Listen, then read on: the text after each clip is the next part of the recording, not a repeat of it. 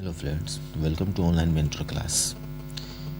आइए आज आपको हम टेट इंग्लिश के पार्ट 2 के बारे में बताते हैं। ठीक है, पार्ट 1 में हमने इंग्लिश के कुछ सिलेबस दिए हुए थे और पार्ट 2 में उसके अगले पार्ट्स को हम बता रहे हैं। ठीक है, तो इसमें आपको हम आर्टिकल्स, टेंसेज और पंक्चुएशन के बारे में बताएंगे। तो आइए एक एक करके पढ़ते हैं। तो सबसे पहले आर्टिकल्स में क्या है कि एक्चुअली में आर्टिकल्स होता क्या है। सबसे पहली बात ये, ठीक है, तो articles are adjectives which modifies और क्वालिफाई अ नाउन। आर्टिकल्स क्या है? एक एडजेक्टिव है जो नाउन और प्रोनाउन को मॉडिफाइज और क्वालिफाई करता है। Means it add something to the meaning of noun और प्रोनाउन। ठीक है, तो इस हिसाब से आर्टिकल्स आपके दो तरह के होते हैं, एक इंडेफिनिट आर्टिकल और एक डेफिनिट आर्टिकल। ठीक है, indefinite article means use before uncertain noun और definite articles means used before a certain noun. ठीक है, तो आइए सबसे पहले हम डेफिनिट आर्टिकल के बारे में जानते हैं, इंडेफिनिट आर्टिकल के बारे में जानते हैं। अब इंडेफिनिट आर्टिकल जो होता है ये दो तरह का होता है, ए और एन। बताइए आपको, तो कब हम किसी नाउन के पहले ए का यूज करेंगे और कब किसी नाउन के पहले हम एन का यूज करेंगे, इसके बारे में हम जानेंगे।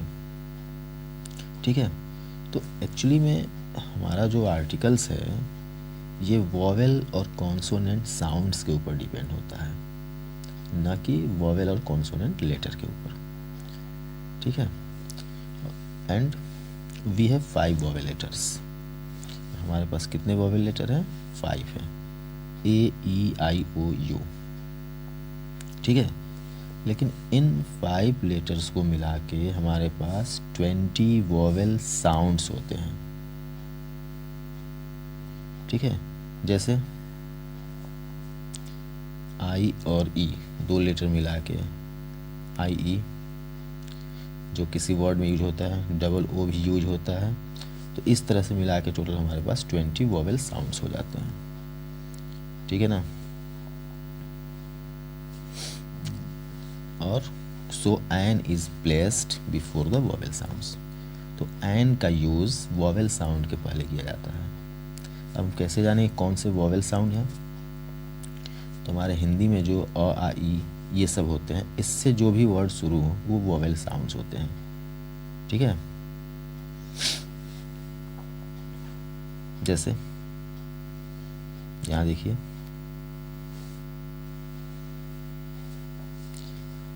लिखा है आर ऑनेस्ट इंक पॉट। तो इसमें देखिए आर जो है ये आ से शुरू हो रहा है। आ कहाँ है? अ आ ई, आ में आ रहा है। ऑनेस्ट ओ है, इंक पॉट ई आ रहा है। तो आर, ऑनेस्ट, इंक, इस तरह के जो वर्ड्स हैं वो वॉवेल साउंड्स से स्टार्ट हो रहे हैं, वॉवेल साउंड्स हैं। तो इसके पहले एन आर, एन ऑनेस्ट और एन इंक पॉट लिखा जाता है। मीन्स वॉवेल साउंड्स के पहले हम एन का यूज करते हैं। ठीक है, ठीक उसी तरह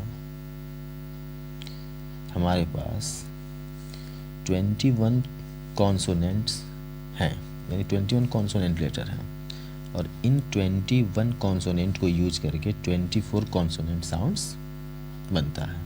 ठीक है, तो हम जाने कैसे कौन कॉन्सोनेंट साउंड्स हैं।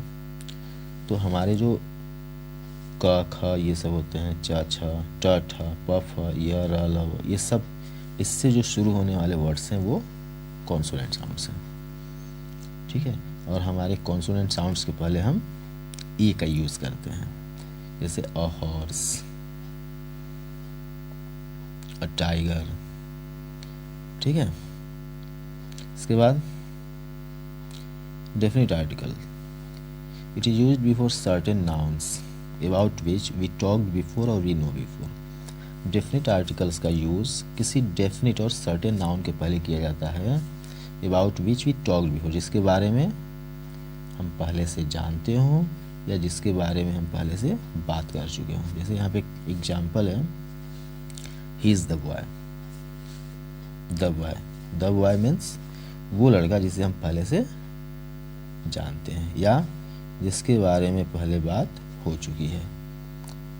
ठीक है, मतलब जिसके बारे में हम जानते हैं उसी नाउन के पहले हम द का यूज़ करेंगे। आइए द के कुछ और यूज़ देखते हैं। Some usages of the before singular countable noun to show the whole class. The का यूज़ सिंगुलर काउंटेबल नाउन के पहले होता है, जैसे द काऊ। काऊ क्या है? सिंगुलर है और काउंटेबल नाउन है और इसके पहले द का यूज हुआ है। The cow gives milk, the cow का मतलब क्या हुआ? All cows. The dog is faithful means all dogs. ठीक है, नेक्स्ट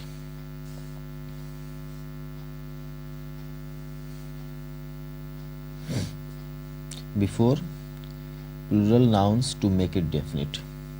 कभी कभी द का यूज़ किसी प्लूरल नाउन के पहले होता है, जैसे बॉयज़ प्लूरल है और इसके पहले देखिए द का यूज हुआ है। तो the boys of this school are very intelligent. तो प्लूरल नाउन को डेफिनिट करने के लिए द का यूज हुआ है। The books you gave me are very useful. ठीक है, तो इस तरह से in short we can say that the is used before a particular person, place or any object that is one and unique। इस तरह से कहा जा सकता है कि द का यूज़ उस पर्सन, प्लेस और ऑब्जेक्ट के पहले होता है जिसको हम पहले से जानते हैं और जो यूनिक है। ठीक है, अब अगर बात हम पंक्चुएशन की करें तो पंक्चुएशन में ये होता है ना कि कोई सेंटेंस दिया होगा जिसके बारे में हम आगे टर्म में जब हम क्वेश्चन के बारे में बताएंगे उसमें एग्जाम्पल में देंगे। तो उसमें यही होता है कि सेंटेंस में पहला लेटर कैपिटल होना चाहिए, कहाँ पे कॉमा लगाना है, कहाँ पे सेमीकोलन का यूज़ करना है, कहाँ पे क्वेश्चन मार्क, एक्सक्लामेशन मार्क लगाना है। इन्हीं सब चीज़ों को सही करना पंक्चुएशन होता है। ठीक है, थैंक यू। हेलो फ्रेंड्स, आज मैं आपको टेंस के बारे में बताऊंगा। टेंस कौन कौन से टेंस होते हैं, टेंस होता क्या है, इसका यूज़ कैसे करते हैं और इसको ट्रांसलेट कैसे करते हैं। तो हमारी वीडियो अगर आपको अच्छी लगे तो इसको सब्सक्राइब और शेयर करिएगा। ठीक है, तो आइए सबसे पहले हम ये समझते हैं कि टेंस क्या है। तो सबसे पहली बात कि tense is the form of the verb and fully depends on the verb. Tense verb का ही एक फॉर्म होता है, टेंस वर्ब का ही एक रूप होता है। ठीक है, इसका मतलब ये हुआ कि अगर आपको वर्ब का नॉलेज है तो आप टेंस के बारे में बहुत ही आसानी से, बहुत ईज़िली आप जान सकते हैं। ठीक है, लेकिन कभी कभी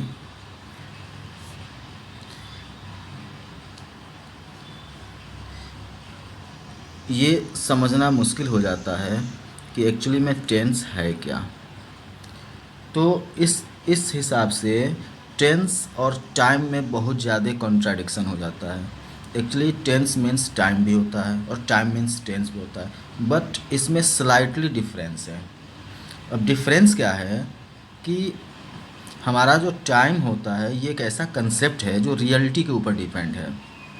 जैसे हमारे पास पास्ट टाइम होता है, प्रेजेंट टाइम होता है, फ्यूचर टाइम होता है।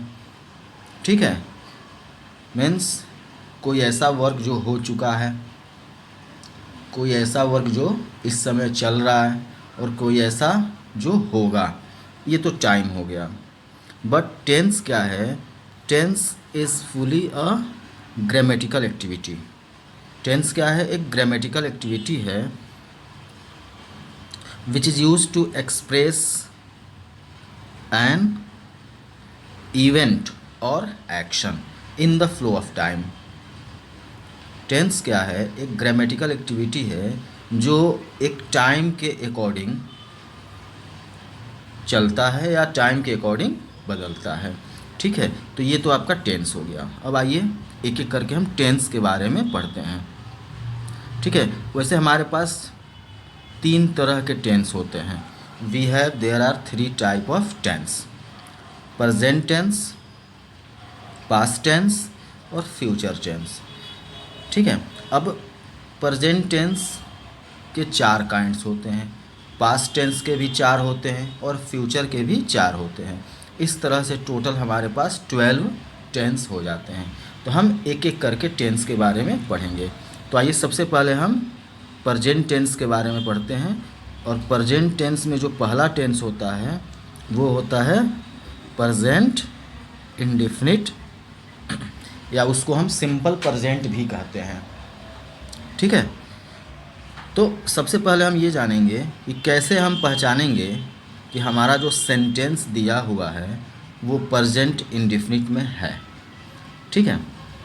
तो इसको हम दो पार्ट में कैटेगराइज किए हैं, एक हिंदी मीडियम स्टूडेंट्स के लिए और एक इंग्लिश मीडियम स्टूडेंट्स के लिए। अगर हिंदी मीडियम का स्टूडेंट्स हो तो वो कैसे जानेगा कि कोई भी सेंटेंस प्रेजेंट इंडेफिनिट में दिया हुआ है। तो इसके लिए बहुत ही सिंपल तरीका है कि अगर किसी भी सेंटेंस के अंत में या क्रिया के अंत में ता है, ती है और ते है, अगर इस तरह का आता है, जैसे वह जाता है, ता आ गया, सीता खाना बनाती है, ती आ गया, तो हम समझ जाएंगे कि ये प्रेजेंट इंडेफिनिट का सेंटेंस है। और इंग्लिश मीडियम स्टूडेंट कैसे जानेंगे? तो प्रेजेंट इंडेफिनिट जो हमारा होता है इसको हम हैबिट कहते हैं, आदत। तो अगर किसी सेंटेंस में हमें हैबिट दिख रहा है तो हम ये समझ जाएंगे कि वो प्रेजेंट इंडेफिनिट या सिंपल प्रेजेंट है। ठीक है। या वर्ब का फर्स्ट फॉर्म यूज हुआ हो, या वर्ब के साथ एस और ईएस यूज हुआ हो। ठीक है। जैसे ही गोज़, गो के साथ ईएस लगा है। सीता कुक्स फूड, कुक के साथ एस लगा है। तो इस तरह से हम ये समझ जाएंगे कि ये प्रेजेंट इंडेफिनिट टेंस का सेंटेंस है। अब आइए इसका ट्रांसलेशन हम देखते हैं। इसको ट्रांसलेट करने के रूल्स के बारे में हम डिस्कस करते हैं, रूल्स।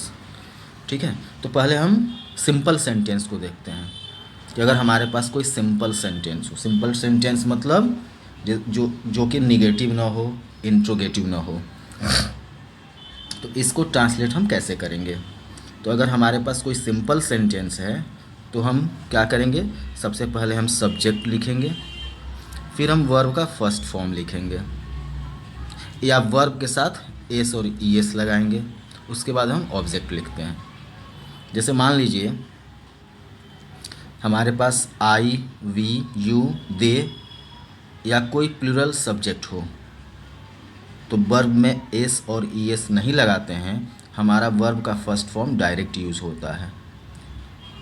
और यदि हमारा subject he, she, it, name या कोई सिंगुलर सब्जेक्ट हो तो वर्ब में हम एस और ईएस का यूज़ करते हैं।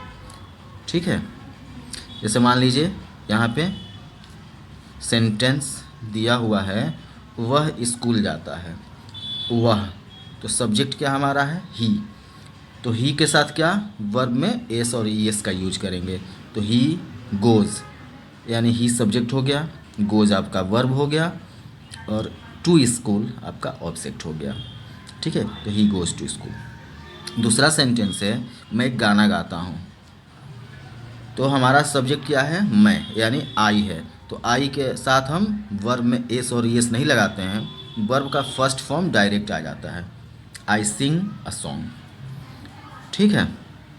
अब अगर हमारा सेंटेंस निगेटिव हो, निगेटिव मीन्स नकारात्मक सेंटेंस हो, यानी जिसमें नॉट का यूज़ हुआ हो, तो उसको हम कैसे ट्रांसलेट करेंगे? तो इसके लिए सब्जेक्ट के साथ हम डू या डज का यूज़ करते हैं, उसके बाद हम नॉट का यूज़ करते हैं, फिर वर्ब का फर्स्ट फॉर्म होता है, फिर ऑब्जेक्ट होता है। डू या डज जब आ जाता है तो हम वर्ब का फर्स्ट फॉर्म ही ऑलवेज यूज़ करते हैं। अब सब्जेक्ट हमारा अगर ये हो, आई, वी, यू, दे या कोई प्लूरल सब्जेक्ट हो, तो उसके साथ हम डू नॉट और ही, शी, इट या किसी का नाम हो या कोई सिंगुलर सब्जेक्ट हो, उसके साथ हम डज नॉट का यूज़ करते हैं।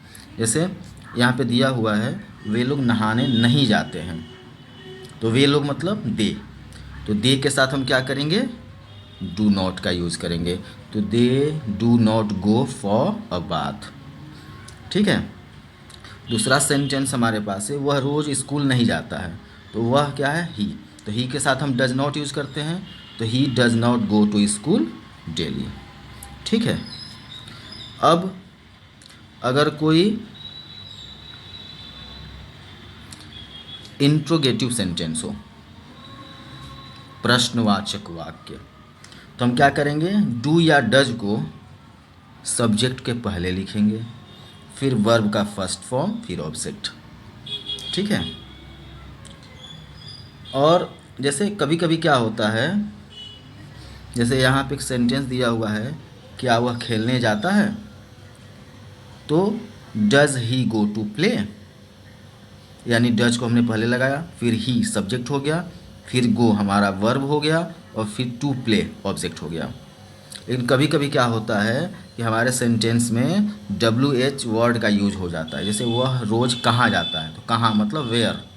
WH वर्ड वो वर्ड होते हैं जिसमें W और H का यूज होता है, जैसे वेयर, वॉट, वाई, हाउ, विच। तो इस तरह के अगर वर्ड यूज किए गए हों और उससे इंट्रोगेटिव सेंटेंस दिया हो, तो हम सबसे पहले WH वर्ड लिखते हैं, तब डू या डज लिखेंगे, तब सब्जेक्ट लिखेंगे, तब वर्ब लिखेंगे, तब ऑब्जेक्ट लिखेंगे। जैसे यहाँ पे where does he go daily. ठीक है। कभी कभी इंट्रोगेटिव के साथ निगेटिव भी आ जाता है।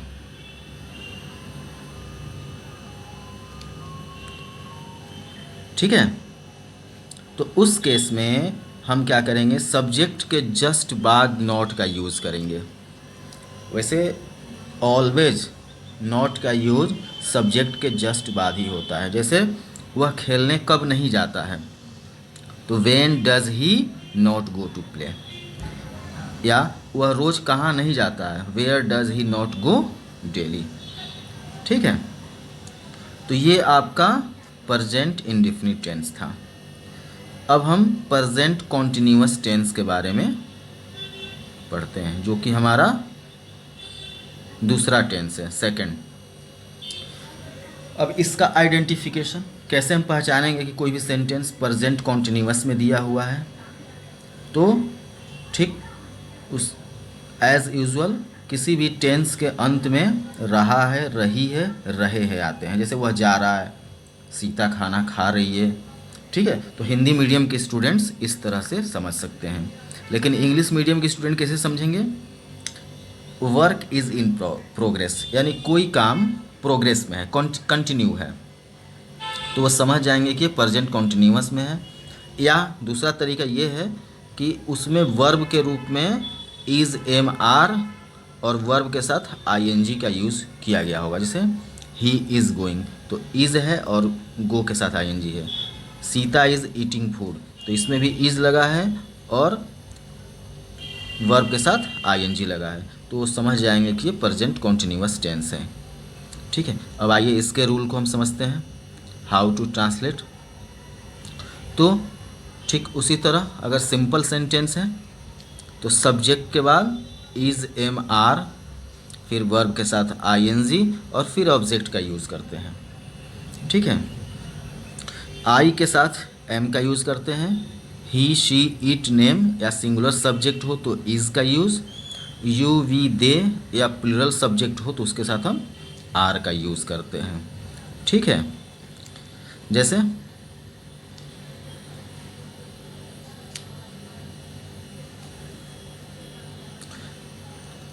वे लोग नदी में नहा रहे हैं, वे लोग मतलब दे, तो दे के साथ क्या होगा, आर का यूज होगा, तो they are bathing in the river. या दूसरा सेंटेंस है दो और दो चार होते हैं, तो 2 and 2 दोनों मिलके प्लूरल हो गए, तो इसके साथ मेक 4 हो जाएगा। ठीक है। नेक्स्ट, इसी में अगर निगेटिव सेंटेंस आ जाए तो हमेशा की तरह सब्जेक्ट इज़ एम आर, फिर नॉट, फिर वर्ब के साथ आईएनजी, फिर ऑब्जेक्ट। वह वहाँ नहीं जा रहा है, means he is not going there.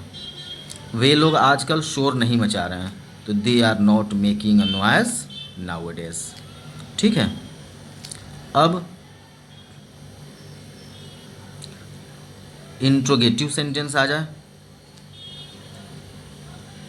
तो इज़ एम आर को हम सब्जेक्ट के पहले लाएंगे, फिर हमारा सब्जेक्ट होगा, फिर वर्ब के साथ आईएनजी होगा, फिर ऑब्जेक्ट होगा। और अगर सेंटेंस में क्या, क्यों, कैसे का यूज़ किया गया है तो हम WH वर्ड पहले लिखेंगे, तब इज़ एम आर लिखेंगे, तब सब्जेक्ट, तब वर्ब के साथ आईएनजी, तब ऑब्जेक्ट। जैसे क्या मैं कुछ गलत कर रहा हूँ, तो am I doing something wrong. या वे लोग अब भी क्यों सो रहे हैं, तो क्यों का यूज हुआ यानी वाई।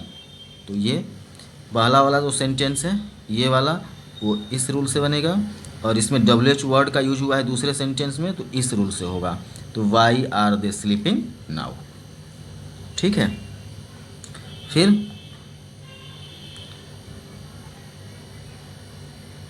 अगर इंट्रोगेटिव निगेटिव एक साथ आ जाए तो is am are subject plus not plus verb के साथ आईएनजी और फिर ऑब्जेक्ट का यूज़ करेंगे। और WH वर्ड आ जाए तो सबसे पहले WH वर्ड, फिर इज एम आर, फिर सब्जेक्ट, फिर नॉट, फिर वर्ब के साथ आईएनजी, तब ऑब्जेक्ट। जैसे क्या वे लोग आज नहीं जा रहे हैं, तो are they not going today. और दूसरा सेंटेंस हमारा है हम लोग अब कहाँ जा रहे हैं, कहाँ, तो वेयर WH वर्ड है तो उसको दूसरे के रूल के हिसाब से where are we going now. ठीक है, तो ये आपका प्रेजेंट कॉन्टिन्यूअस था। अब नेक्स्ट सेंटेंस पास्ट परफेक्ट। ठीक है, अब हम कैसे जानेंगे कि पास्ट परफेक्ट का सेंटेंस कौन सा है। तो हिंदी मीडियम का स्टूडेंट सिंपली देखेंगे किसी भी सेंटेंस के लास्ट में अगर दिया हुआ है चुका है, चुकी है, चुके हैं, या ये है, ई है, ये है, अगर ऐसा कुछ आ रहा है जैसे वह जा चुका है आ गया, सीता खाना खा चुकी है आ गया, ये लोग क्या किए हैं, ये है आ गया। तो इस तरह का कोई भी शब्द वाक्य और वर्ड दिया हुआ है तो हिंदी मीडियम के स्टूडेंट ये समझ सकते हैं कि ये प्रेजेंट परफेक्ट का सेंटेंस है। और इंग्लिश मीडियम के स्टूडेंट्स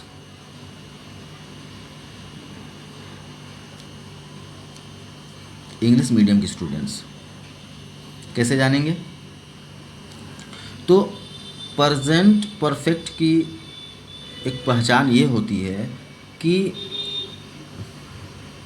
कोई भी काम पास्ट में कंप्लीट हो चुका है लेकिन प्रेजेंट में उसका अभी भी इफ़ेक्ट है। ठीक है, यानी कि कोई काम कुछ देर पहले शुरू हुआ था और ख़त्म भी हो गया लेकिन उसका प्रभाव अभी भी प्रेजेंट में है, तो इस तरह के सेंटेंस को हम प्रेजेंट परफेक्ट कहते हैं। या उसमें हैज़ और हैव के साथ वर्ब के थर्ड फॉर्म का यूज़ किया गया है, तो इंग्लिश मीडियम के स्टूडेंट समझ जाएंगे कि ये प्रेजेंट परफेक्ट है। ठीक है, अब आइए इसके भी रूल को समझते हैं।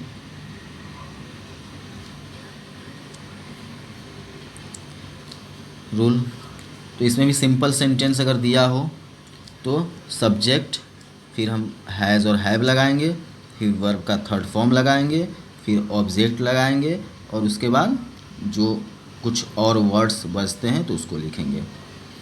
तो इसमें ही, शी, इट, नेम या कोई सिंगुलर सब्जेक्ट हो तो हैज़ का यूज़, आई, वी, यू, दे या कोई प्लूरल सब्जेक्ट हो तो हम हैव का यूज़ करेंगे। ठीक है,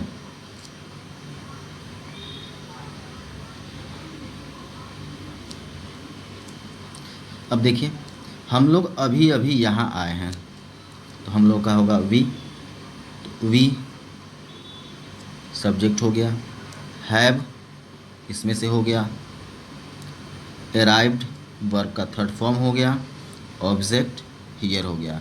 तो we have just arrived here. ठीक है। दूसरा सेंटेंस है वह यहाँ से जा चुका है, तो he has gone from here. ठीक है। Next negative sentence. Negative sentence दिया हो तो सिंपली सब्जेक्ट हैज़ और हैव के बाद हम नॉट का यूज़ करेंगे, बाकी सब ऐसा ही लिखेंगे। जैसे राम यहाँ नहीं आया है, तो Ram has not come here. Sita और गीता ने कुछ नहीं कहा है, तो Sita and Gita have said nothing. ठीक है। उसके बाद इंट्रोगेटिव सेंटेंस और निगेटिव सेंटेंस। ठीक है।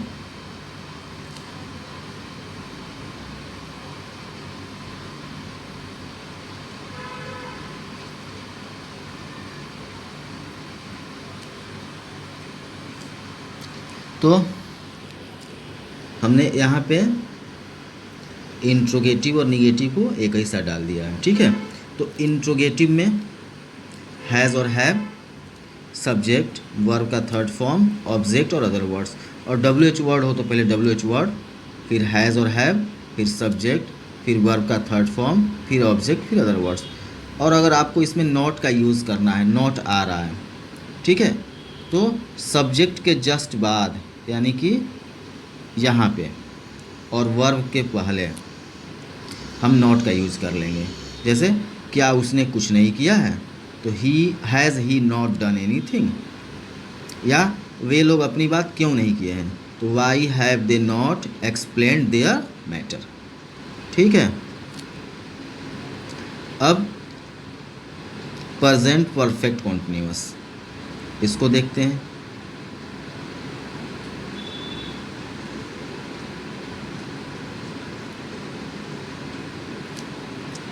ठीक है। तो प्रेजेंट भी है, परफेक्ट भी है और कॉन्टिन्यूअस भी है। प्रेजेंट मतलब वर्तमान में शुरू हुआ है, अभी शुरू हुआ है। परफेक्ट मतलब कुछ देर पहले शुरू हुआ है। और कॉन्टिन्यूअस मतलब अभी भी चल रहा है। ठीक है। यानी कि कोई काम पास्ट में शुरू हुआ है और अभी भी चल रहा है। ठीक है। तो हिंदी मीडियम के स्टूडेंट ऐसे जान जाएंगे कि कोई काम, जैसे मान लीजिए हम खाना खाए हैं, मतलब अभी भी हमको भूख नहीं है, यानी खाना खाने का काम हमने पास्ट में शुरू किया था लेकिन अभी भी हमारा पेट भरा हुआ है। ठीक है। तो हिंदी मीडियम के स्टूडेंट कैसे समझेंगे कि कोई काम पास्ट में शुरू हुआ है और अभी भी चल रहा है। या दूसरा तरीका ये है कि सिंस फॉर के साथ टाइम का यूज़ होता है इसमें और वर्ब के साथ ING लगता है। ठीक है। जैसे वह 2 दिनों से यहाँ रह रहा है। ठीक है ना। और इंग्लिश मीडियम के जो स्टूडेंट्स होते हैं वो कैसे जानेंगे? Simple, for a work starting in the past and continuing in the present. कोई वर्क पास्ट में शुरू हुआ था और अभी भी चल रहा है।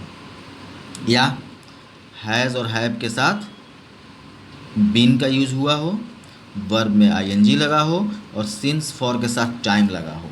ये सारे वर्ब और सिंस फॉर और टाइम भी दिया हुआ हो तो हम समझ जाएंगे कि ये प्रेजेंट परफेक्ट कॉन्टिन्यूअस है।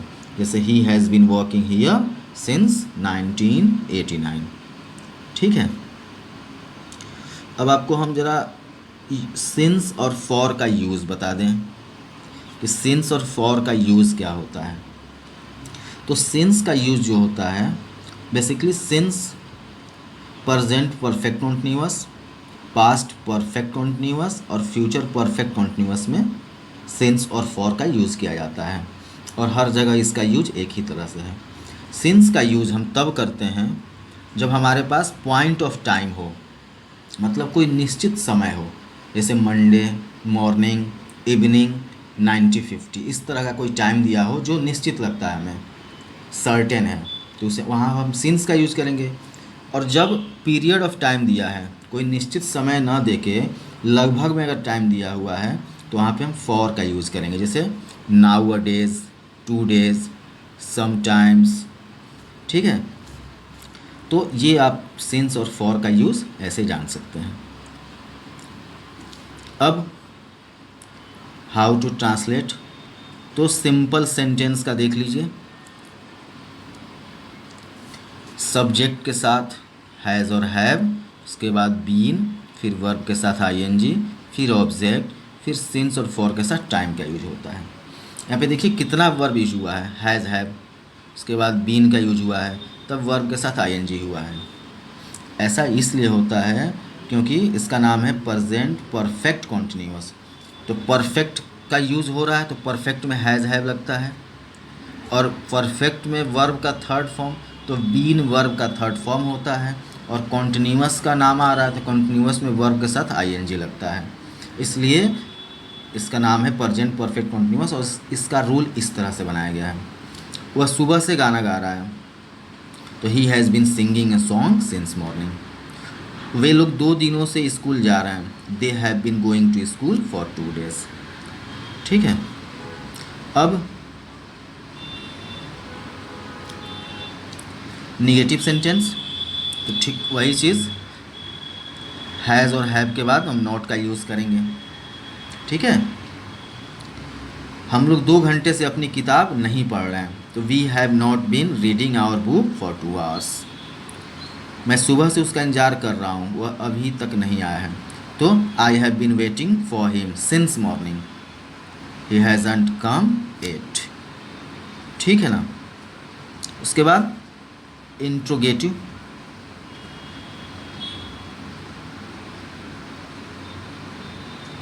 इंट्रोगेटिव दिया हो तो सिंपली हैज़ और हैव को हमें सब्जेक्ट के पहले लगा देना है, बाकी सब कुछ वैसे लिखना है।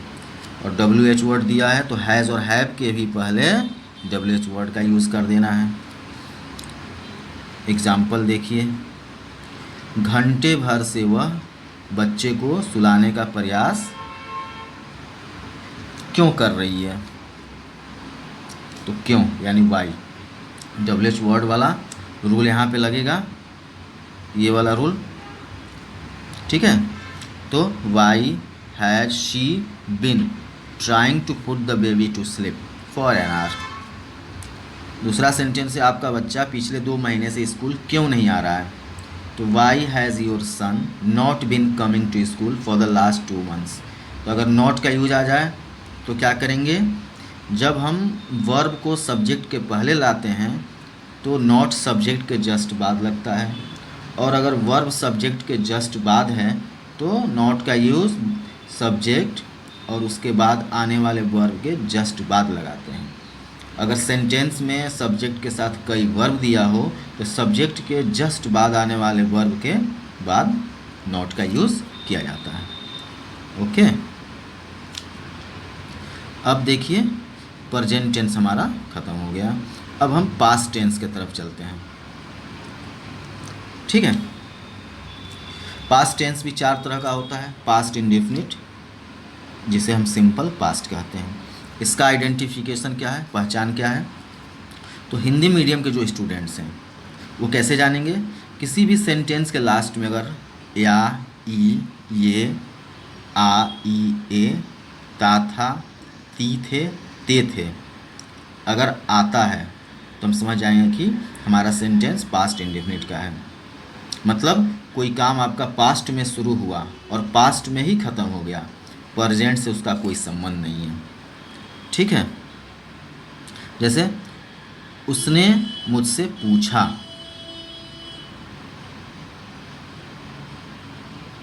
उसने मुझसे पूछा, वह दौड़ में पहला आया, इस तरह का सेंटेंस। पूछा आ रहा है, आया या आ रहा है, तो हिंदी मीडियम के स्टूडेंट्स ये समझ सकते हैं कि ये पास्ट इंडेफिनिट का सेंटेंस है। और इंग्लिश मीडियम के students same, work started in the past and was completed to, काम पास्ट में शुरू हुआ था और ख़त्म भी हो गया। और दूसरी इसकी सबसे बड़ी पहचान है कि वर्ब के सेकेंड फॉर्म का इसमें यूज होता है, और अगर वर्ब के सेकंड फॉर्म का यूज़ नहीं हुआ है तो डिड के साथ वर्ब के फर्स्ट फॉर्म का यूज़ होता है। जैसे he asked me, he came first in the running, उसने मुझसे पूछा है, ही आस्क्ड मी, वह दौड़ में पहला आया, he came first in the running. ठीक है, तो इसमें वर्ब के सेकंड फॉर्म का यूज़ होता है। ठीक है, तो आइए अब इसके भी रूल को हम समझते हैं। ठीक है, अगर सिंपल सेंटेंस है तो सब्जेक्ट के साथ वर्ब के सेकंड फॉर्म का यूज़ होता है, फिर ऑब्जेक्ट का होता है, फिर अदर वर्ड्स होते हैं। ठीक है, जैसे उसकी आंखें आंसुओं से भर गई, his eyes filled with tears, तो यहाँ पे वर्ब के सेकंड फॉर्म का यूज हुआ है। उसने मुझे 10 रुपये के कड़क note the, he gave me a crisp 10 rupee note, तो इसमें भी वर्ब के सेकंड फॉर्म का यूज हुआ है, गिव, गेव, गिवन। तो ये पास्ट इंडेफिनिट का सिंपल सेंटेंस का रूल है। अब आइए निगेटिव सेंटेंस को देखते हैं।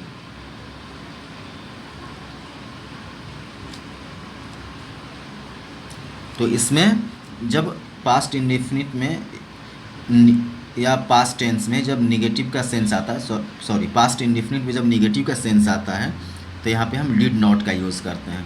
तो जब हम डिड नॉट का यूज़ करेंगे तो हमारा वर्ब का फर्स्ट फॉर्म आएगा। ऐसा इसलिए होता है, जैसे हमने बताया कि पास्ट इंडेफिनिट में वर्ब के सेकंड फॉर्म का यूज़ होता है, तो सेकंड फॉर्म का यूज़ तो हमेशा होगा। कैसे?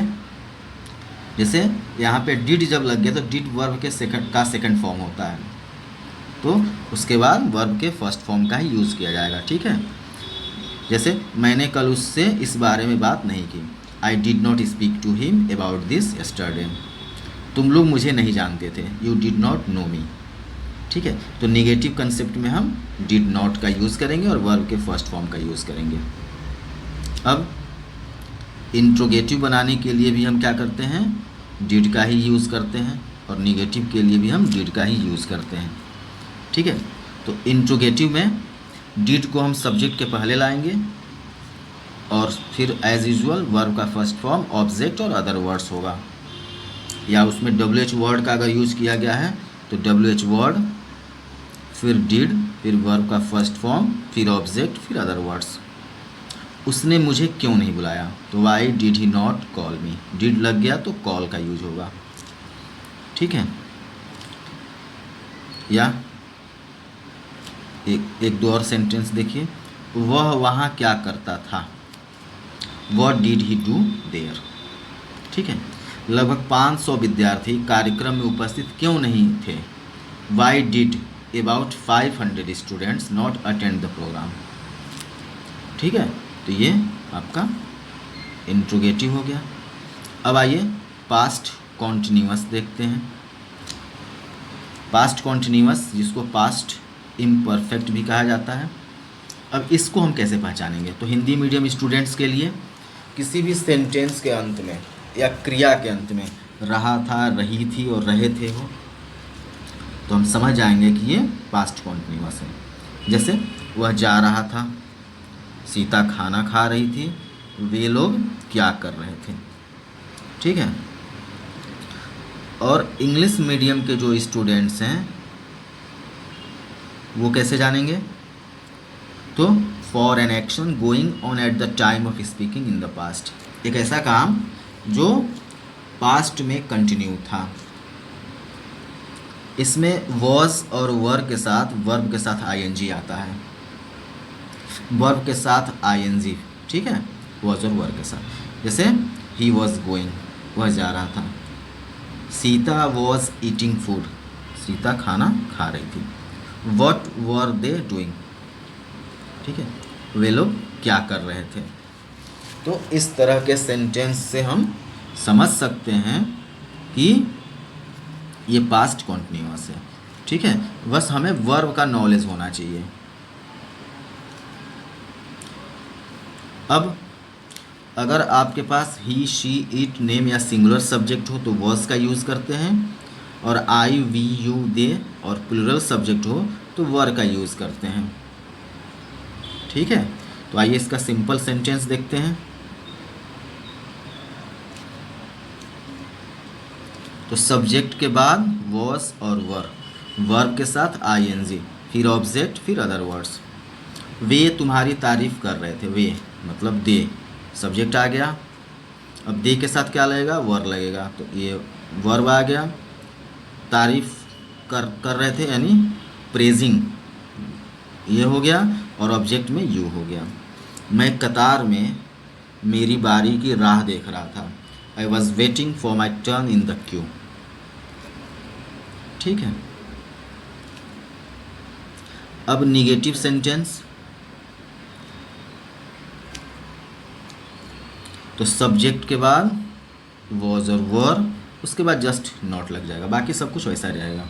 लोग कुएं से पानी नहीं निकाल रहे थे, people were not drawing water from the well. मैं कल इस वक्त यह किताब नहीं पढ़ रहा था, I was not reading this book this time yesterday.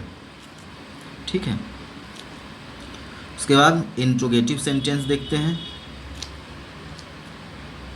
तो इंट्रोगेटिव सेंटेंस में हमारा जो वर्ब है वॉज और वर, वो सब्जेक्ट के पहले आ जाएगा, बाकी सब ऐसा ही लग जाएगा।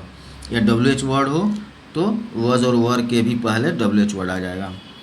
क्या टीवी कल तक ठीक चल रहा था, तो वॉज द टीवी फंक्शनिंग और वर्किंग नॉर्मली अंटिल यस्टरडे। ठीक है। या ये सेंटेंस हो, उसे बहुत पसीना क्यों आ रहा था, तो why was he sweating profusely. ठीक है। या वे मेरी तरफ क्यों नहीं देख रहे थे, why were they not looking at me. ठीक है ना। तो WH वर्ड पहले आ गया, फिर उसके बाद देखिए वर्ब आ गया, तब देखिए सब्जेक्ट आ गया, तब यहाँ पे वर्ब आ गया, तब यहाँ पे ऑब्जेक्ट आ गया। यहाँ पे नॉट का यूज़ था तो नॉट आ गया, फिर वर्ब आ गया, तब ऑब्जेक्ट आ गया। ठीक है। तो ऐसे हम ट्रांसलेट करते हैं। ठीक है। अब पास्ट परफेक्ट टेंस, तो हम कैसे जानेंगे कि कोई भी सेंटेंस पास्ट परफेक्ट में, इसका आइडेंटिफिकेशन क्या है। तो हिंदी मीडियम के जो स्टूडेंट्स हैं वो कैसे जानेंगे, तो कोई काम पास्ट के किसी निश्चित समय से पहले अथवा उस समय तक पूरी हो गई थी, यानी कोई ऐसा काम जो पास्ट में एक समय पे ख़त्म हो गया था, ठीक है, या समय से पहले ही ख़त्म हो गया था, या वाक्य के अंत में या था, आ था, ए थे, इस तरह के शब्द आते हैं।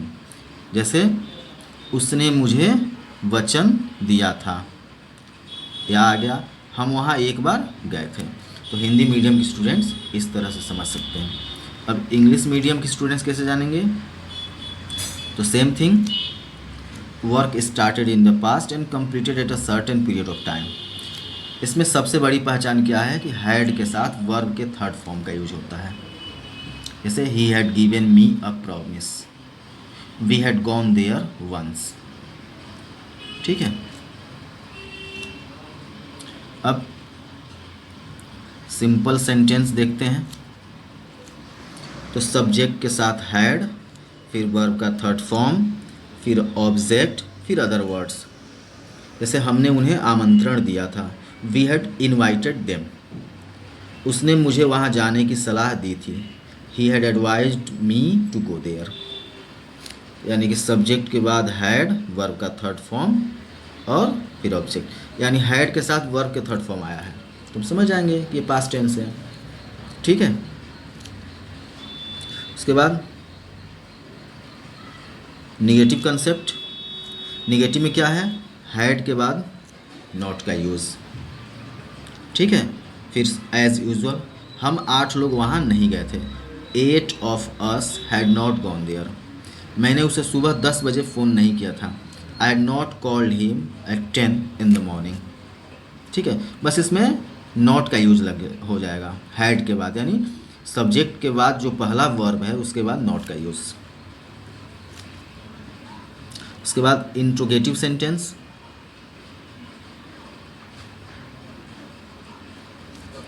तो इसमें क्या होगा, हैड हमारा सब्जेक्ट के पहले आ जाएगा, बाकी सब कुछ वैसा रहेगा। अगर आपके इंट्रोगेटिव सेंटेंस में WH वर्ड का यूज हुआ हो तो वो हैड के पहले आ जाएगा। जैसे वह मुझे क्यों भूल गया था, वाई हैड ही फॉरगेटन मी। ठीक है। या दो और सेंटेंस देखिए, हम वहाँ एक बार कब गए थे, तो कब लगा है यानी when had we gone there once, हमने उसकी अनुमति क्यों नहीं ली थी, why had we not taken his permission. मतलब अगर इसमें हम नॉट का भी यूज़ करना चाहें तो सब्जेक्ट के बाद लग जाएगा, क्योंकि वर्ब तो हमारा सब्जेक्ट के पहले आ गया है। ठीक है। अब देखिए पास्ट परफेक्ट टेंस में कुछ ऐसे भी सेंटेंस होते हैं जो बिफोर और आफ्टर से जुड़े होते हैं। जैसे मेरे स्टेशन पहुंचने से पहले गाड़ी खुल चुकी थी, यानी पहले का यूज हुआ है बिफोर का। अब इसमें देखिए दो काम हो रहा है, मेरा स्टेशन पहुंचना और गाड़ी का खुलना, लेकिन गाड़ी मेरे पहुंचने के पहले ही खुल चुकी थी। ठीक है। Means in past perfect some sentences connected by before and after. The train had started before I reached the station. मतलब कुछ ऐसे भी सेंटेंस इसमें आते हैं पास्ट परफेक्ट में जो बिफोर और आफ्टर से जुड़े होते हैं, तो इनको हम ट्रांसलेट कैसे करें, क्योंकि इसमें दो वर्क एक साथ होता है। तो इसका फॉर्मेट ये है कि हम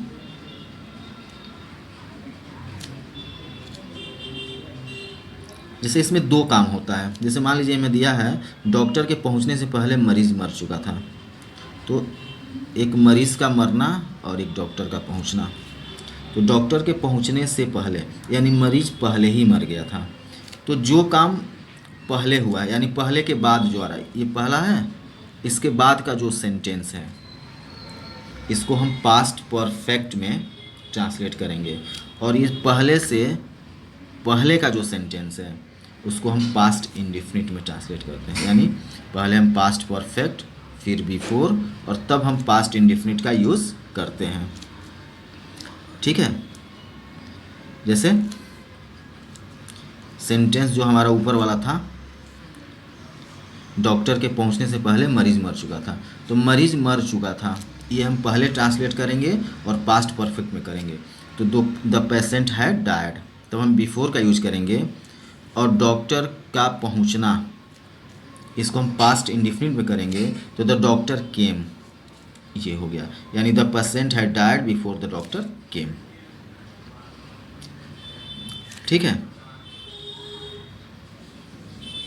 और दूसरा फॉर्मेट ये होता है कि हमारा सेंटेंस आफ्टर से जुड़ा होता है। ये तो पहले वाला बिफोर वाला था, तो आफ्टर वाले में क्या करते हैं कि जैसे मेरे घर पहुंचने के बाद मम्मी ने खाना बनाया, तो बाद के आने वाला जो सेंटेंस है उसको हम पास्ट इंडेफिनिट में फिर आफ्टर का यूज़ करते हैं, और बाद के पहले वाला जो सेंटेंस है उसको पास्ट परफेक्ट में हम ट्रांसलेट करते हैं। जैसे मेरे घर पहुंचने के बाद मम्मी ने खाना बनाया, तो मम्मी ने खाना बनाया, ये काम बाद में हो रहा है, तो इसको हम करेंगे पास्ट इंडेफिनिट में, मदर कुक्ड फूड, फिर आफ्टर, और मेरे घर पहुंचने के यानी मेरा घर पहुंचना पहले हो रहा है, तो इसको हम आफ्टर लगा के पास्ट परफेक्ट में आई हैड रीच्ड होम। ठीक है। अब पास्ट परफेक्ट कॉन्टिन्यूअस, तो पास्ट परफेक्ट कॉन्टिन्यूअस की पहचान आइडेंटिफिकेशन क्या है, तो हिंदी मीडियम के जो भी स्टूडेंट्स हैं वो कैसे जानेंगे, तो किसी भी सेंटेंस के अंत में क्या होगा, ता आ रहा था, ती आ रही थी, या ते आ रहे थे, या टाइम भी दिया होगा और साथ में रहा था, रही थी और रहे थे होगा, तो हम समझ जाएंगे कि ये पास्ट परफेक्ट कॉन्टिन्यूअस टेंस है। जैसे वह 10 साल से रह रहा था, he had been living there for 10 years। ठीक है ना। इसमें भी सिंस फॉर का यूज़ होता है, जैसा कि हम बताए हैं पहले, सिंस का यूज़ पॉइंट ऑफ टाइम के लिए और फॉर का यूज़ पीरियड ऑफ टाइम के लिए। ठीक है। तो आइए इसको हम ट्रांसलेट करने के रूल्स को जानते हैं। तो सबसे पहले हमारा सिंपल सेंटेंस, तो सबसे पहले हम क्या करेंगे, सब्जेक्ट का यूज़ करेंगे, फिर हैड, तब हम बीन का यूज़ करेंगे, फिर वर्ब के साथ आईएनजी लगेगा, फिर कोई ऑब्जेक्ट अगर हो तो वो लगाएंगे, फिर सिंस और फॉर के साथ हम टाइम लगाएंगे। काफ़ी लंबे समय से मुझे ऐसी किताब चाहिए थी। I had been wanting such a book for long time. तो पहले सब्जेक्ट आ गया आई, फिर हैड, फिर बीन, फिर वर्ब के साथ आईएनजी, फिर ऑब्जेक्ट आ गया, और फिर फॉर का यूज हो गया, और अ लॉन्ग टाइम का यूज हो गया। बर्फ़ 2 दिन से लगातार गिरती आ रही थी। The snow had been falling continuously for 2 days। ठीक है। अब इसका अगर निगेटिव हो तो निगेटिव में क्या करेंगे? ठीक उसी तरह सिंपली इसमें हमें नॉट का यूज़ करना है, सब्जेक्ट के बाद जो भी वर्ब आ रहा है ठीक उसके बाद। ठीक है। मैं दिन भर काम नहीं कर रहा था, तो I had not been working the whole days. ठीक है। या वह वहाँ 1999 से रह रहा था, तो I had not been living there since 1999। ठीक है। उसके बाद अगर इंट्रोगेटिव सेंटेंस हो तो हम हैड को सब्जेक्ट के पहले लगाएंगे, और अगर उसमें डब्ल्यूएच वर्ड का यूज़ हुआ है तो हैड के पहले हम डब्ल्यूएच वर्ड का यूज़ करेंगे। अगर हमें नॉट लगाने की आवश्यकता होगी तो हम हैड मतलब वर्ब को सब्जेक्ट के पहले लाए हैं तो नॉट का यूज हम सब्जेक्ट के जस्ट बाद लगा देंगे। ठीक है। जैसे वह वहाँ कुछ दिनों से क्यों नहीं रह रहा था, तो why had he not been living there for some days. या दूसरा सेंटेंस है, वे लोग सुबह से यहाँ वहाँ कैसे टहल रहे थे, तो how had they been walking here and there since morning. ठीक है। तो अब आइए फ्यूचर टेंस के बारे में जानते हैं। तो फ्यूचर टेंस के भी 4 टेंस होते हैं। फ्यूचर इंडेफिनिट उसका पहला है, या उसको सिंपल फ्यूचर कहते हैं। इसका आइडेंटिफिकेशन क्या है, तो हिंदी मीडियम के स्टूडेंट्स के लिए सिंपली है कि क्रिया के अंत में या वाक्य के अंत में गा गी गे आता है। जैसे मुझे कुछ और पैसे लगेंगे, या हम जल्द ही निर्णय लेंगे, तो गे आ गया है तो हम समझ जाएंगे कि फ्यूचर इंडेफिनिट है। या इंग्लिश मीडियम के स्टूडेंट कैसे जानेंगे, तो उसके लिए सिंपल है कि शैल और विल के साथ वर्ब का फर्स्ट फॉर्म आया होगा। I will need some more money, या we will take a decision very soon. ठीक है। अब सिंपल सेंटेंस दिया हो तो सब्जेक्ट के बाद शैल या विल का यूज करते हैं, फिर वर्ब के फर्स्ट फॉर्म का, फिर ऑब्जेक्ट का, फिर अदर वर्ड्स आता है। ठीक है। अब आई वी या कोई प्लूरल सब्जेक्ट दिया हो तो हम शैल का यूज़ करते हैं, और ही शी इट यू दे या सिंगुलर सब्जेक्ट हो तो विल का यूज़ करते हैं। लेकिन अगर हम अपने सेंटेंस को इम्फैटिक या सर्टेन बनाना चाहते हैं तो आई और वी के साथ विल का यूज़ कर सकते हैं, और ही सी इट यू दे के साथ हम शैल का यूज़ कर सकते हैं। ठीक है। तो हमारा रूल क्या है, subject plus shell will verb object और अदर वर्ड्स। ठीक है। तो आइए देखते हैं। जैसे दिया है, तुम 1-2 दिन में ठीक हो जाओगे, तो you will get better in a couple of days. ये जूते 2 साल से अधिक चलेंगे, these shoes will last more than 2 years। ठीक है। अब निगेटिव सेंटेंस, निगेटिव सेंटेंस में क्या होगा, इसका रूल क्या होगा, शैल और विल के बाद नॉट का यूज हो जाएगा। वे यहाँ नहीं आ सकेंगे, दे शैल नॉट कम हियर। वह मेरी कभी नहीं सुनेगा, he will never listen to me. ठीक है। या वह अभी घर पर नहीं होगा, he will not be at home now. ठीक है। अब इंट्रोगेटिव सेंटेंस,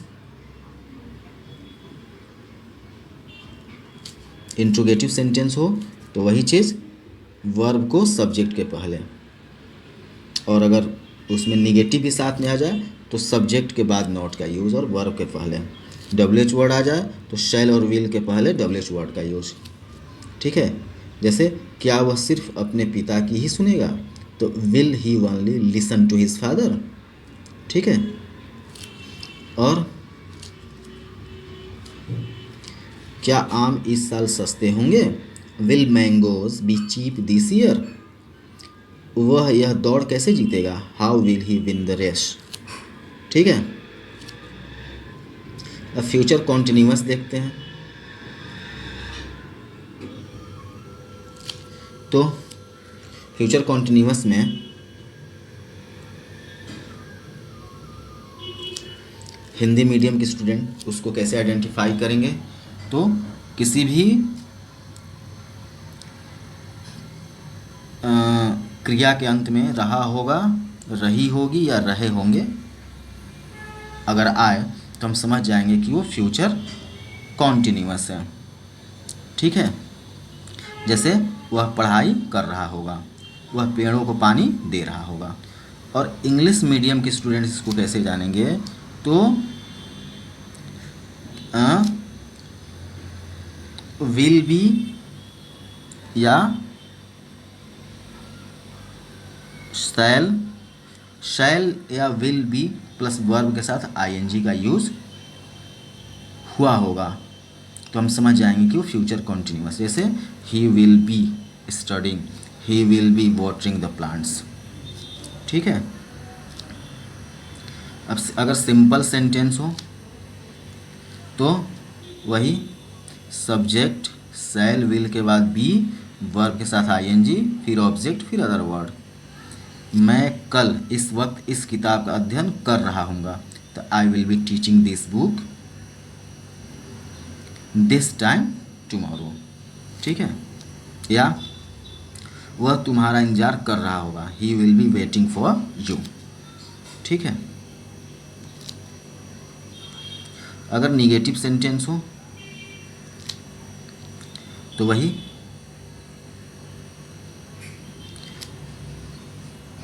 शैल और विल के बाद नॉट का यूज़ होगा, बाकी सब कुछ वैसे ही होगा। वह सभा में उपस्थित नहीं रहेगा, he will not be attending the meeting. या मैं कल मुंबई नहीं आ रहा हूँगा, I will not be going to Mumbai tomorrow, ठीक है ना। अब इंट्रोगेटिव सेंटेंस हो तो क्या होगा, शैल और विल को हम सब्जेक्ट के पहले लगा देंगे, या अगर उसमें क्वेश्चन वर्ड डब्ल्यूएच वर्ड का यूज हुआ है तो शैल और विल के पहले हम डब्ल्यूएच वर्ड का यूज़ करेंगे। उसके बाद सब्जेक्ट, फिर बी, फिर वर्ब के साथ आईएनजी, फिर ऑब्जेक्ट, फिर अदर वर्ड्स। नॉट लगाना है तो सब्जेक्ट के जस्ट बाद, ठीक है। जैसे सेंटेंस देखिए, क्या तुम कल इस प्रतियोगिता में भाग ले रहे होंगे, तो will you be taking part in this competition tomorrow. वह क्यों टीवी देख रहा होगा, why will he be watching television, ठीक है ना। अगर यही आ जाए कि वह क्यों टीवी नहीं देख रहा होगा तो why will he not be watching television, ठीक है। नेक्स्ट अब आ गया फ्यूचर परफेक्ट, ठीक है। तो फ्यूचर परफेक्ट का आइडेंटिफिकेशन क्या है, हिंदी मीडियम के स्टूडेंट कैसे जानेंगे, किसी भी क्रिया के अंत में या होगा, ई होगी, ये होंगे, या फिर चुका होगा, चुकी होंगी और चुके होंगे, ये सब आया हो तो हम समझ जाएंगे कि ये फ्यूचर परफेक्ट है। जैसे वह अब तक घर पहुंच गया होगा, या दूसरा सेंटेंस मेरी परीक्षा 15 मार्च तक समाप्त हो चुकी होगी, तो चुकी होगी इसमें होगा, आ होगा, आ रहा है, या होगा, तो हम समझ आएंगे कि फ्यूचर परफेक्ट का टेंस है, सॉरी सेंटेंस है, ठीक है। और इंग्लिश मीडियम के स्टूडेंट कैसे जानेंगे, तो सिंपल है, शैल और विल के साथ हैव और उसके बाद वर्ब के थर्ड फॉर्म का यूज किया गया होगा। He will have reached home by now, my examination will have finished by 15th of March, ठीक है। यानी कि शैल और विल के साथ अगर हैव लगा है और वर्ब का थर्ड फॉर्म लगा है तो फ्यूचर परफेक्ट है वो। अब एक एक करके इसको ट्रांसलेट करने के रूल के बारे में देखते हैं। तो अगर सिंपल सेंटेंस है तो शैल और विल के बाद हैव, फिर वर्ब का थर्ड फॉर्म, फिर ऑब्जेक्ट। तब तक यह किताब मैंने 2 बार पढ़ ली होगी, आई will have read this book twice by दिन, वह यह खबर सुन चुका होगा। He will have heard this news. कोई भी परफेक्ट टेंस हो उसमें वर्ब के थर्ड फॉर्म का ही यूज होता है, चाहे वो प्रेजेंट हो, पास्ट हो, फ्यूचर हो। ठीक है। उसके बाद अगर निगेटिव सेंटेंस आया तो शैल और विल के जस्ट बाद नॉट का यूज। जैसे इस महीने के अंत तक मैं यह पुस्तक नहीं पढ़ चुका हूँगा, तो सब्जेक्ट फिर आई के साथ विल आ गया, फिर नॉट, फिर हैव, फिर रीड, यानी रीड क्या है, वर्ब के थर्ड फॉर्म है, ऑब्जेक्ट है दिस बुक, और ये सब अदर वर्ड्स हैं। उसने अगले हफ्ते के अंत तक 1000 रुपयों की बचत नहीं कर ली होगी। He will not have saved Rs 1000 by the end of the next week. ठीक है। तो निगेटिव में नॉट का यूज़ वर्ब के बाद जो प्लेस होता है वहाँ पे यूज़ कर लेते हैं। ठीक है। सब्जेक्ट के बाद का फर्स्ट वर्ब, उसके बाद नॉट। उसके बाद इंट्रोगेटिव, तो वही होगा, हमारा जो वर्ब है शैल और विल, उसको हम सब्जेक्ट के पहले लगा देंगे, या WH वर्ड हो तो उसको शैल और विल के पहले लगा देंगे। ठीक है। क्या वह कल इस वक्त खाना खा चुका होगा, तो ये इंट्रोगेटिव सेंटेंस है, और वह है तो वह के साथ विल लगता है, तो will he have eaten food at this time tomorrow. या दूसरा सेंटेंस देख लीजिए, इस वर्ष के अंत तक मेरा यह किताब लिखना कैसा हो गया होगा, कैसे हो गया होगा, तो how shell I have finished writing this book by the end of this year. ठीक है। अब फ्यूचर परफेक्ट में भी पास्ट परफेक्ट की तरह एक सेंटेंस आता है जो बिफोर से कनेक्टेड होता है। जैसे पास्ट परफेक्ट में बिफोर और आफ्टर से कनेक्टेड होता है, इसमें सेंटेंस सिर्फ बिफोर से कनेक्टेड होता है। तो इसको हम कैसे ट्रांसलेट करेंगे, जैसे यहाँ पे एक सेंटेंस दिया हुआ है, the train will have started,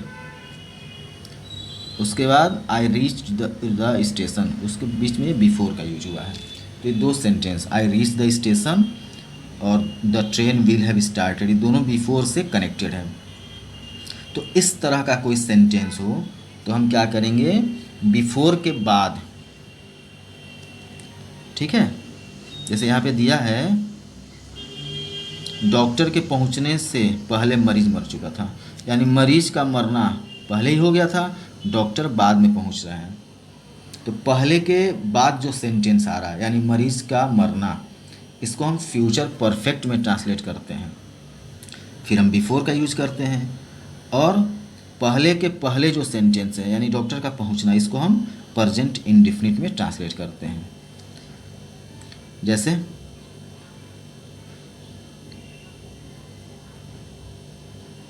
जैसे यहाँ पे दिया हुआ है, डॉक्टर के पहुँचने से पहले मरीज मर चुका था, तो हम क्या करेंगे, मरीज मर चुका था, यानी the patient will have died, इसको हम फ्यूचर परफेक्ट में ट्रांसलेट कर दिए।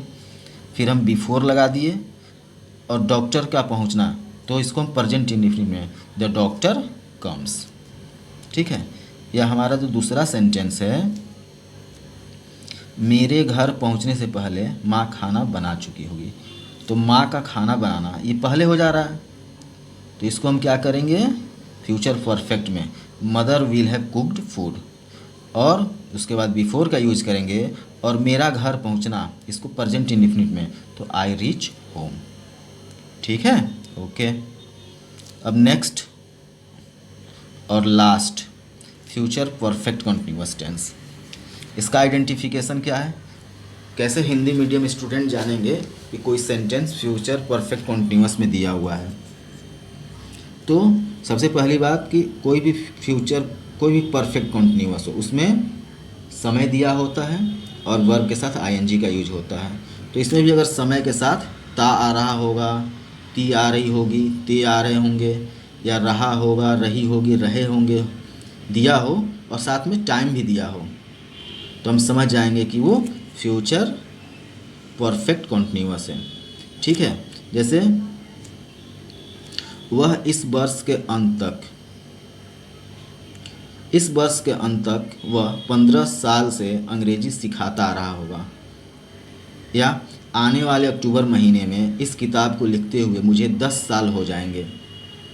तो एक तो ये है कि यहाँ पे देखिए 10 साल हो जाएंगे, 15 साल हो जाएंगे, टाइम दिया हुआ है, और लास्ट में दिया हुआ आ रहा होगा, या गे रहा होगा, जाएंगे, ये सब दिया है। तो हम समझ जाएंगे कि ये फ्यूचर परफेक्ट कंटिन्यूअस है, क्योंकि इसमें टाइम और ता आ रहा होगा, ती आ रही होंगी, ऐसे कुछ दिया हुआ है। ठीक है। और इंग्लिश मीडियम के स्टूडेंट कैसे जानेंगे? तो इस तरह के सेंटेंस में शैल विल के साथ हैव बीन का यूज होता है, वर्ब में आईएनजी लगा होता है, और सिंस फॉर के साथ टाइम भी दिया रहता है। जैसे he will have been teaching English for 15 years by the end of this year, और come October I will have been writing this book for 10 years. ठीक है। तो अगर सेंटेंस में शैल विल लगा हो, हैव भी लगा हो, बीन भी लगा हो, वर्ब के साथ आईएनजी लगा हो, और सिंस फॉर के साथ टाइम का यूज हुआ हो, तो हम समझ जाएंगे कि ये फ्यूचर परफेक्ट कंटिन्यूअस है। ठीक है ना। तो आइए इसको ट्रांसलेट कैसे करते हैं, इसको समझते हैं। तो वही चीज़, shall will have been, verb के आईएनजी लगा होगा, फिर ऑब्जेक्ट आएगा, और सिंस फॉर के साथ टाइम लगा होगा। इस महीने के अंत तक हमें यहाँ रहते हुए 5 साल हो जाएंगे। तो by the end of this month we will have been living here for 5 years. या दूसरा सेंटेंस है, वह वहाँ 10 सालों से रह रहा होगा, तो he will have been living there for 10 years. ठीक है। अब निगेटिव सेंटेंस, निगेटिव सेंटेंस में वही शैल और विल के बाद नॉट का यूज होगा, बाकी सब कुछ वैसा ही रहेगा। मैं 5 साल तक किताब नहीं पढ़ रहा हूँगा, तो I shall not have been reading a book for 5 years. ठीक है। या दूसरा सेंटेंस देखिए, वह सुबह से खाना नहीं खाता आ रहा होगा, तो he will not have been eating food since morning. ठीक है ना। अब इंट्रोगेटिव सेंटेंस का देख लीजिए। इसमें क्या होता है, वही शैल और विल सब्जेक्ट के पहले आ जाएगा, बाकी सब कुछ वैसा ही रहेगा। और अगर उसमें WH वर्ड दिया हो तो शैल और विल के पहले भी WH वर्ड आ जाएगा, बाकी सब कुछ वैसा ही रहेगा। सब्जेक्ट, हैव बीन, वर्ब के साथ आईएनजी, ऑब्जेक्ट, सिंस फॉर के साथ टाइम, सब कुछ एज यूजुअल होगा। जैसे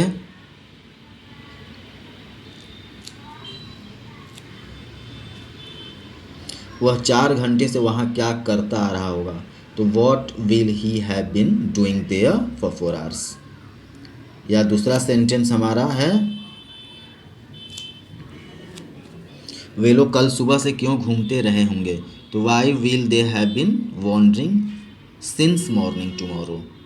ठीक है। तो इस तरह से हमारा ये टेंस ख़त्म होता है। इसको आप पढ़ें और आपको बहुत आराम से ये समझ में आ जाएगा। ठीक है। और अच्छा लगे तो ज़रूर इसको शेयर और सब्सक्राइब करिएगा। Thank you.